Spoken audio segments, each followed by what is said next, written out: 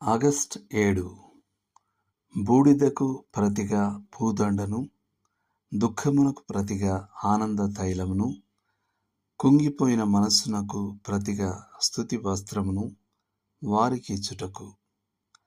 యెషయా 61:3. ఈ ఉన్నతమైన లేఖన భాగంలో మెస్సియా తనను స్వీకరించే వారికి తాను తెచ్చే అద్భుతమైన మార్పులను వివరిస్తున్నాడు. ఆయన బూడిదకు ప్రతిగా సౌందర్యాన్ని, దుఃఖానికి ప్రతిగా ఆనందాన్ని, కుంగిపోయిన మనస్సుకు ప్రతిగా స్తుతిని ఇస్తాడు.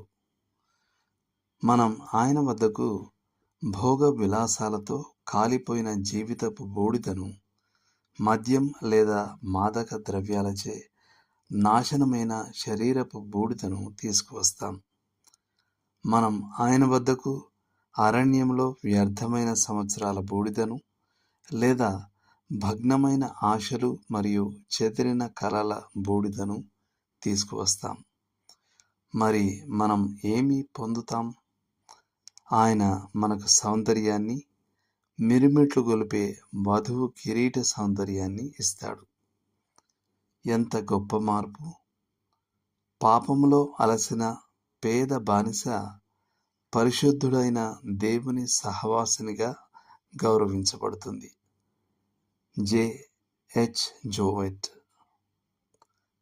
7 దయ్యములచే పట్టబడిన మగ్దలేనే మరియ విడిపించబడటమే కాక రాజు కుమార్తెగా మారింది.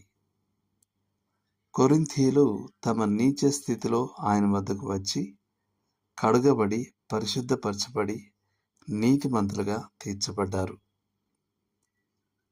మనం ఆయన వద్దకు దుఃఖపు కన్నీళ్లను తీసుకువస్తాం. ఇవి పాపం, ఓటమి మరియు వైఫల్యం వలన కలిగిన కన్నీళ్లు. విషాదం మరియు నష్టం వలన కలిగిన కన్నీళ్లు.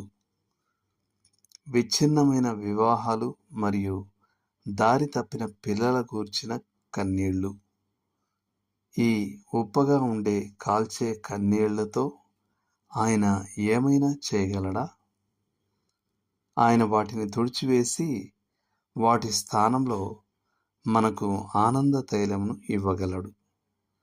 ఆయన మనకు క్షమాపణ వలన కలిగే ఆనందాన్ని, అంగీకారం వలన కలిగే ఆనందాన్ని, తన కుటుంబంలోని ఆనందాన్ని, మన ఉనికికి కారణాన్ని కనుగొన్న ఆనందాన్ని ఇస్తాడు. సంక్షిప్తంగా, ఆయన మనకు భారమైన దుఃఖానికి బదులుగా పెండ్లి విందు ఆనందాన్ని ఇస్తాడు. చివరగా, ఆయన మన నుండి కృంగిపోయిన మనస్సును తీసివేస్తాడు. ఈ మనస్సు ఎలా ఉంటుందో మనందరికీ తెలుసు. అపరాధ భావం, పశ్చాత్తాపం, సిగ్గు మరియు అవమానం అనే భారం, ఒంటరితనం, తిరస్కరణ, ద్రోహం అనే భావన, భయం మరియు ఆందోళన అనే భావన. ఆయన వాటినన్నిటినీ తీసివేసి మనకు స్తుతి వస్త్రాన్ని ఇస్తాడు. ఆయన మన నోట క్రొత్త కీర్తనను, అనగా మన దేవునికి స్తోత్రమును ఉంచుతాడు. కీర్తన 40:3. సణుగు కొనేవాడు కృతజ్ఞతతో నింపబడతాడు. దూషకుడు ఆరాధనతో నింపబడతాడు. అందమైనది ఒకటి, మంచిది ఒకటి. నా గలిబిలి అంతా ఆయన అర్థం చేసుకున్నాడు.